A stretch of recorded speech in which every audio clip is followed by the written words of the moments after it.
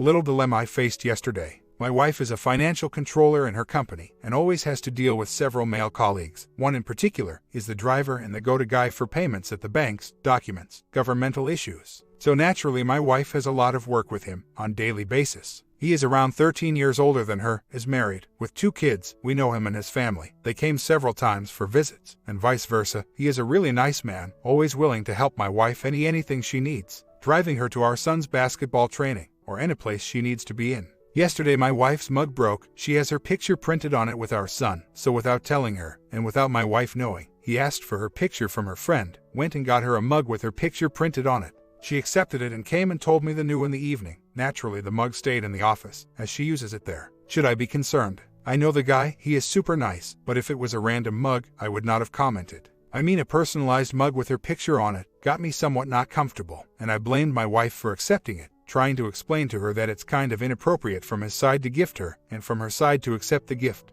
He occasionally gets her lunch, his treat, and she ends up eating her own lunch. Am I overreacting? I know him. He is super nice and a family friend. Maybe it's me, I'm overreacting. Maybe my jealousy kicked in. Maybe my inner gut is telling me things, since lately I've been having several arguments with my wife about relationship, so all have been mixing up in my head, and whenever I confront her, she turns defensive and ends up crying, which is really bothering me. I don't want her to feel sad, or feel that I don't trust her, maybe because I love so much, that I'm having all these negative thoughts. She is also head of payroll. She always takes care of him financially, and talks to the owner about improving his salary, and pay him his overtime and all the extra work he does. His salary is a bit low for the work he does, so my wife always does her best for him. Maybe it's his way to thank her in return, to show his appreciation. Update on the situation. My wife politely had a talk with this guy and explained to him that the gift is somewhat inappropriate, because other associates would begin to question and gossip. He apologized, saying that these were never his intentions, and that it was an innocent gesture with all the good intentions. So, my wife paid him the money he spent for that mug and told him that she wanted to make that mug and would not accept any gift for no reason. And she made it clear to him that she is helping him, is part of her job, so no need to thank her. He totally understood the message. But whatever, I never asked her to do this. The weekend getaway was more than perfect, to say the least. We were like 2 lovebirds, and it felt like we were on our honeymoon, and even better. Maybe we needed this escape after all, after 8 years of marriage and 2 kids, and the stress of work, and the lockdown, and the economy collapse in Lebanon. We talked about this little incident, and how it made me think. She apologized again, and that was never her intention to make me feel bad. I got her a new mug with the family picture on it from one side, and our picture from the other side. Last week we exchanged the Valentine gifts, and she got me a lot of nice things. Honestly, it felt good that we are reconnecting again, and the bond seems stronger than before between us. She is not stressed out as she was before, and the tension between us is no more. Last week she witnessed food allergy and had to go to hospital for 3 days, so it made us both realize how much we care for each other, love each other, and miss being together. This is why I did not engage in the post before. Half a year later. Lately, she has been close friend with 2 individuals, one woman, with apparent problems with her husband on a way to divorce, and one male, single. They take their coffee breaks together, they talk a lot after work, especially early in the night by phone or WhatsApp. We go out occasionally. I do know them, and they are generally nice people, easygoing, fun to be around. The reason why I'm writing is because 2 things happened that I did not like much. When both of them were supposed to go out with us to a nightclub on a Saturday, but the woman had a fight with her husband. The guy had traveled on a business trip last week, and he returned Saturday morning, but he did not do another commitment. During our night, and around 12:15 a.m., I was sitting with my wife, and she received a WhatsApp message from this guy, inquiring about how our night is going, and to tell her where he is at, and to tell her that he wishes he could have made with us, and my wife responding to his messages normally, and he later wraps up the conversation with 2 smileys with kisses. I did show my wife that I was not at ease with what happened, and she told me that it's completely normal, and he is like my brother, and that I'm overacting. 2. She gets a gift from him just today morning, as it's a habit for us in our culture to get our friends gifts when we return from a travel trip, a small little thing, a small gesture. My issue is with the gift itself, and not the gift process as a whole. He got her 1 alcohol bottle worth $20, and a branded perfume worth $70. My wife casually sent me what she got, and I was livid. She as well explained that don't go far in your thinking and remove those black thoughts from your head, and that also got the woman friend a perfume. The only thing she is doing lately is doing her eyelashes. I urge her to do sports to be more fit, as she gained a little weight lately, but still nice, nothing I object. Her undies are old, hasn't got any from several years ago. I only got her new swimsuits almost 2 years ago, and I just got her several new undies, as she needs new ones. 2. All her girls' friends are married with kids, so no time to go out during the week, as kids need to study, sleep early, and we have to prepare them for the next day. We only have the luxury of going out in the weekend, unless it is an after-work something. 3. She is not glued to her phone, at least not super glued, like any other girl when on the phone. This is an area I need to watch out for more, but nothing alarming so far, even though she tends to keep her phone close to her, but never objects me checking it out.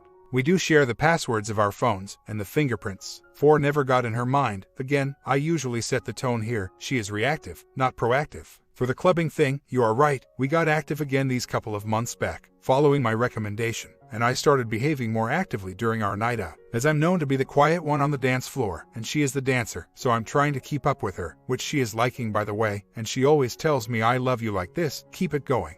I also work. Together we have a considerably acceptable income during this crisis, much better than most of the people around us. When I confronted her about it, she told me that she is willing to return it back to him, or even gift it to her sister. I told her to keep it, but for next time be wary of such gestures from him or anyone else. Now, it is placed in the drawer, as she already has 3 perfumes that she is using, so no need to open a 4th one. She is the conservative type, and very keen to be in the perfect image in front of everyone, with no crazy lifestyle whatsoever. But lately she is showing some signs of taste and behavior change. She is more into revealing swimwear, especially the bottom area. She used to get the normal bottoms. Now she always gets the Brazilian bottoms. You know, it reveals a lot from the behind. She kind of enjoys them and does not hesitate to wear them like before. When we go out partying, she always seems to enjoy the extra drinks when we are together, and makes sure she is tipsy when we finish, not drunk thankfully. In bed she is getting bolder, taking pictures and videos of us in action, when before this was out of question. She even joked about getting someone to photograph us. She even enjoys new things in bed while we are at it, like toys to enhance our experience. DP. Part of me is liking this new change in my wife, but another part is being very cautious. Next summer will be our 10th anniversary. We are both in our late 30s. Nothing really alarming, I guess. I drive her home from work. She is barely 20 minutes late. It's been ages since she last had a GNO. She has a group of close friends at work though. The everyday conversations on phone during the night while we are sitting. Nothing really suspicious, as far as I know. My wife started getting much more physical around 36. It started off intermittent couple months of higher physicality, then back to normal for a few months. Over the past 10 years those couple months turned into 4 to 5 month spells separated by a couple of months. The past 2 to 3 years she has been in a constant state of super high drive and much more physical in general. I think it's a combination of hormones, feeling much more secure in herself and her physicality. The kids are in their mid-teens and much more self-reliant, and generally our life is much more comfortable and low stress. Also, the past 10 years we have gone from being focused on the future to living in the moment and enjoying a pursuit of fun, pleasure, and excitement. We are in an instant mindset.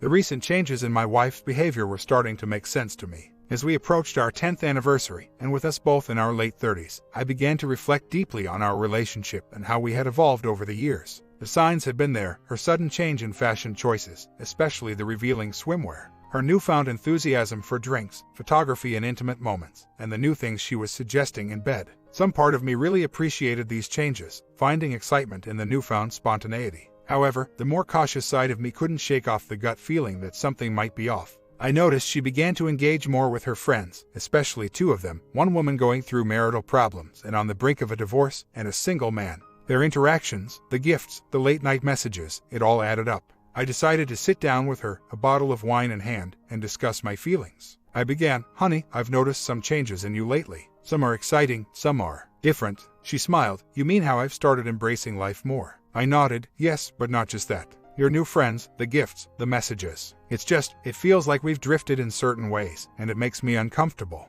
She took a deep breath and responded, "I know you've been feeling this way. I've seen the way you look when I receive messages or gifts. But you need to understand, these are just friendships. With everything going on in the world, especially in Lebanon, I've just wanted to embrace every moment. Maybe I went a bit overboard, but it's just me trying to find joy." We delved deep into our feelings that night. She explained how her increased physical drive might be due to her age, hormonal changes, and the secure environment we had built over the years. The instant mindset was her way of dealing with the uncertainty surrounding us. As the conversation flowed, it dawned on me that this might be a midlife crisis of sorts for her. The swimwear, the drinks, the change in physical behavior, it was her way of trying to regain her youth, to feel alive amidst the chaos. After hours of discussion, I brought up the idea of a trial separation. Not a divorce, but just some time apart to introspect and figure out what we wanted. She hesitated, but then agreed. We both loved each other, but it was clear we needed space. During our separation, I began to pen down my feelings, my confusions, the dilemma I faced, transforming them into stories.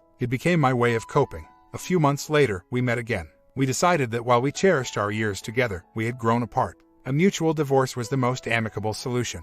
We separated on good terms, always keeping our children's well-being in mind. The stories I wrote during that period became a testament to our journey, a tale of love, dilemma, and finding oneself. My comment: when a young wife starts to drastically change her habits and behavior as you claim has happened with your wife, then yes, that is a red flag. Obviously, you have a gut feeling that something is off, otherwise you wouldn't be writing here. I don't like the sound of this male coworker who your wife says is a close friend. I'd be concerned if my wife had a male close friend other than a family member, coworker or not, especially if he is buying her gifts. You should try and check out her text messages and keep a sharp eye on your wife's activities.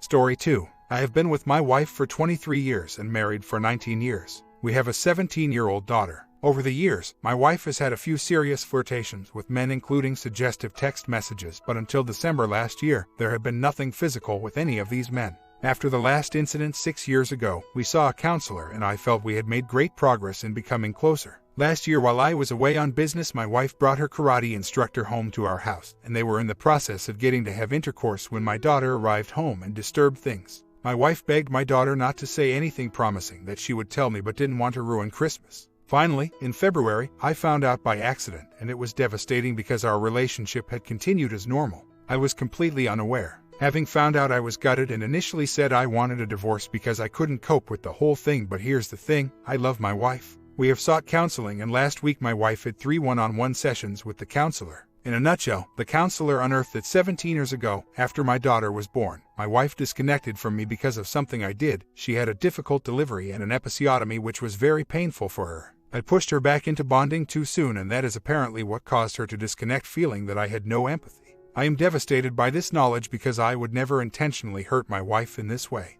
The counselor told me on Monday that because of this disconnect, our marriage is done. I can't believe that, and I'm desperately trying to find out whether I can do anything to try to reconnect the emotional part that my wife says is missing. This is what she seeks in these other men. I'm also not convinced that this is the sole reason for the disconnect. I'm not even really certain that the disconnect is not being used as a justification for her inability to restrain herself. I should clarify that the most recent incident was the worst in terms of how far it had advanced, but my wife swears that they had not actually consummated the act but were about to when my daughter came in. I have to give her the benefit of the doubt, and in regard to all the previous occasions, it was inappropriate SMS content and flirtation which I felt was not acceptable for a married woman. I have to be the bigger person and try to save the marriage, but there are many times when I question myself and my motivation for doing so. I had asked her to leave, but her financial position doesn't permit her to go it alone. She works as a personal trainer, but her expenses exceed her income and she could afford to live alone. I told her to move in with the boyfriend, but she said she couldn't do that and would want to be on her own. It's clear there are several issues she has to address, most of which I can't help with. My question is, do I take hands off and just be everything I can be? I've always lacked confidence. In an attempt to let her see, well, my husband is an awesome person, do I call it quits and walk away, or do I stumble along waiting for the other shoe to drop? The uncertainty is eating at my soul. A year later, a lot has happened in such a short time. This time last year was 6 weeks post D-Day. 2 days ago, I moved to a new house. My daughter and I had discussed selling our family home, Ground Zero, and I took the plunge 2 months back and the house was sold in 2 days. We have rented a home on the same secure estate, a very nice place with stunning views, and we moved in 3 days ago, April Fool's Day. Anyway, here's the thing. To me, living in the old house didn't, I thought, really worry me, and I had thought of selling more because my daughter didn't want to live there anymore. Well, all I can say is that when I woke up in the new house on the morning of the 2nd of April, for the first time in 11 months, I felt happy, like a huge weight had been lifted off me, like I'd finally walked through a portal into the next phase of my life. My relationship with them is getting stronger every day, and I realize now what it is to be truly loved by someone. I feel truly blessed. There is life after infidelity and divorce, and it's a wonderful feeling. Financially, I'm fine. The divorce was disposed of last year quickly and cleanly. I was lucky, I guess, that my ex-W decided not to contest. She is seeing Karate Kid openly despite all of her denials and lies to me for the better part of the whole of last year. So be it. No, she never gave the rings back, and frankly, I never wanted them back. To me, they represent pain. I am focusing on my future now. I have found a wonderful woman in him. We are taking it slowly, but she has been absolutely awesome and loves me very much. It's only now that I have this that I realize what I didn't have in my marriage, yet I thought my marriage was perfect. It was far from it because it was totally one-sided. I invested completely emotionally and my ex-W took what she needed and only gave my crumbs back. Like a fool, I lived off those crumbs when in fact I deserved a whole lot more. I have gained a sense of self-worth and my self-esteem which was shattered is being rebuilt. I am a wonderful man and I have a wonderful woman who appreciates me. I'm free. An update from my side. Found out yesterday that the ex-W apparently moved in with the 60-year-old boyfriend about 2 months ago already. Weird as part of the settlement was that I had to pay her rent for a year which was up until end July this year. I paid her a lump sum in cash last year when she moved out but I guess that ran out early. In a sense, this does give me a bit of closure although I can't help thinking about those stats that say something like only 4% of relationships that start as affairs are successful. Maybe I misunderstood. Whatever the situation, I have to keep looking forward even though it still hurts sometimes. I guess that's normal after 23 years together. 2 months later, I discovered my ex has been living with the Karate Kid for some months already. Don't want anything to do with her but I feel like blowing his little world apart. Was thinking of printing this out and giving it out at his karate classes. Do you know who this OM is? Hello folks, I thought it was appropriate that as parents of young kids attending karate classes at karate, you were made aware of the conduct and behavior of the owner. OM expects of your children that they should respect him and the dojo of crappy karate. OM expects that all should adhere to the 5 principles, yet only 4 are listed as quoted below off the website, by applying them to all areas of their lives. Maxims of karate. Apply these 5 principles of karate to all areas of your life. HONOUR. Duty, respect, humility. Well folks, the man who expects this of your children does not apply these maxims to his own life. No, OM is a man who is less than honorable and who has no respect. As to whether he performs his duty and has humility, well I don't know the answer to that. What I can tell you is that OM is a man who sneaks into the family home of another man to sleep with that man's wife. He is no man, he is a coward. What I can tell you is that when caught by the daughter of the other man in the act, he became a willing participant in the cover-up of the affair so that the poor child's father was kept in the dark and continued to believe he had a loving wife. Honorable, not so much. What I can tell you is that when the other man discovered this betrayal by sheer happenstance 3 months later, and he confronted OM, who said he was very sorry and would leave the other man's wife alone, that he would never contact her again. What I can tell you is that OM lied about this and maintained his part in an affair which continued unabated despite the other man's wife entering counseling and pledging to her husband to end all contact with OM and telling the husband she loved him. What I can tell you is that the other man's daughter required therapy to deal with this trauma and OM's lack of respect for the sanctity of marriage has resulted in a young woman losing her mother figure. Folks, I can tell you these things because I am the other man. This OM, who calls upon the children in his dojo to abide by these maxims, who requires the children who enter his dojo to respect these principles and apply them in their lives is unable to apply them in his own life. The crappy karate website goes on to say, under dojo rules. 13.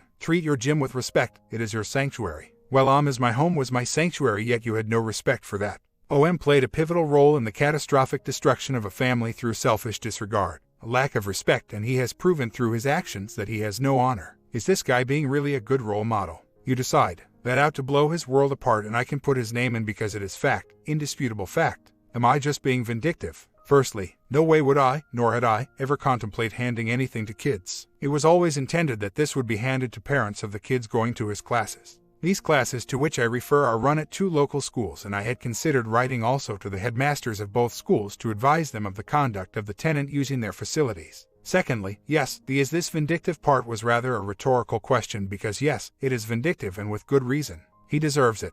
In this regard, yes, I accept that my ex-wife is 50%, at a minimum, to blame, but let's also remember that when I found out about this crap in Feb 2020, I confronted this boss and scared the heck out of him, threatening him with legal consequences for his actions up till that point. He was genuinely scared because he phoned my ex, she told me he had, and said I was going to sue him. He then apologized to me and swore he would stay away. He didn't, and that is why he deserves, in my humble opinion, to get what's coming. Third point, this is South Africa. We don't have the same punitive damages lawsuits that happen in the USA. So, in that regard, I could stand outside the schools, at traffic lights in town and hand out factual information without ever being at risk of him, successfully, suing me. Besides, the B doesn't have the money to run the court action anyway. Now, to some of the other points made. Yes, I do have a concern that there is a potential backlash of me sounding bitter and twisted. I have nothing left to lose except my dignity, and sometimes in life, one must be prepared to get down and dirty. Of course, my daughter lives with me and that frankly is the only reason thus far that I haven't gone ahead with this. I fear only her being upset with me over the backlash which would affect her mother from my sending this outing. I would not want my daughter to be disappointed in me, which I think, if I'm honest, she may well be. So, I'm left with the knowledge that this boss will get away with having come into my home, screwed my wife, cost me a divorce, almost cost me my business through lack of input as I went to the edge of depression over this. I sometimes think the 60-year-old boss is laughing behind my back, and that gets me to the point of doing something like this just to see the smirk on his face disappear. To answer another point raised, there is the option of doing this on Facebook, as he has a page for his karate lessons. Again, factual information is what it is, and he cannot sue me for defamation if it's fact. It is common cause that a WS regularly rewrites history to suit their own depraved indifference and to try to justify why they had the affair. In my case, my ex-wife alleged affairs that I was supposed to have had 14 to 16 years ago. In this regard, when I offered to arrange polygraphs for both of us so she could get the proof that I didn't step out, she said no way. Wonder why. Anyway, back on point. So, OM gets sucked, pardon the pun, into the vortex spun by the WS, who says what a thug the husband is and how badly she's treated.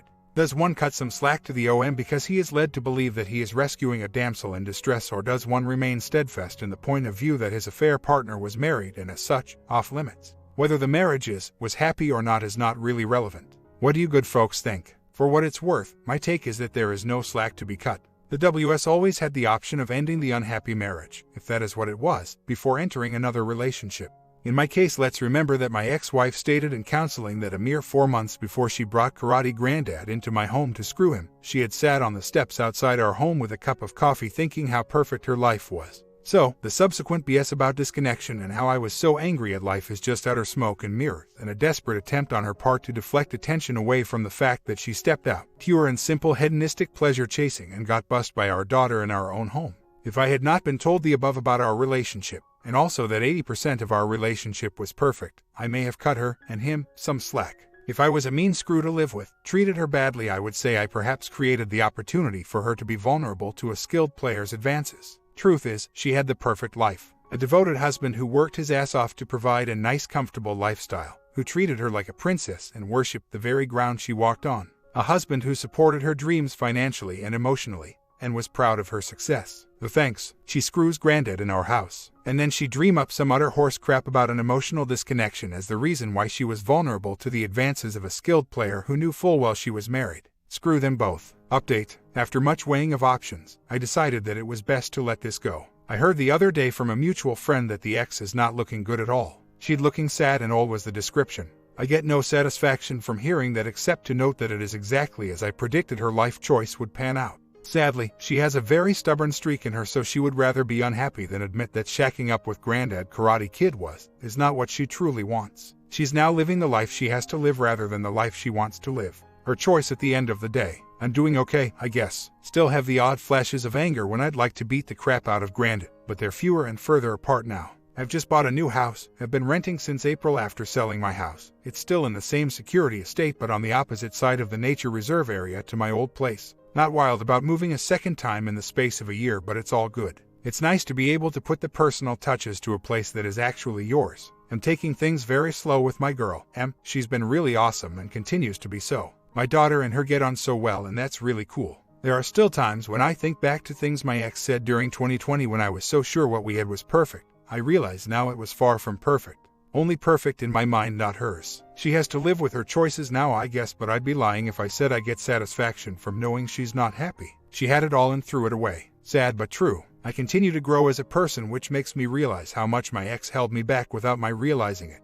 It's hard to grow as a person when you're carrying someone the whole time. Life is good. I count my blessings every day and am extremely grateful for the way things have turned out. Could have been very different. 3 years later, current time. Where I was and where I am now. Where to begin? My goodness, it's been 3 years and a bit since I last wrote, and so much has happened. Firstly, I am now a dad for the second time. Em and I have a little boy together. A small 19-year age gap for me from my daughter to my son, but what a joy. Totally unexpected and unplanned, but an absolute godsend.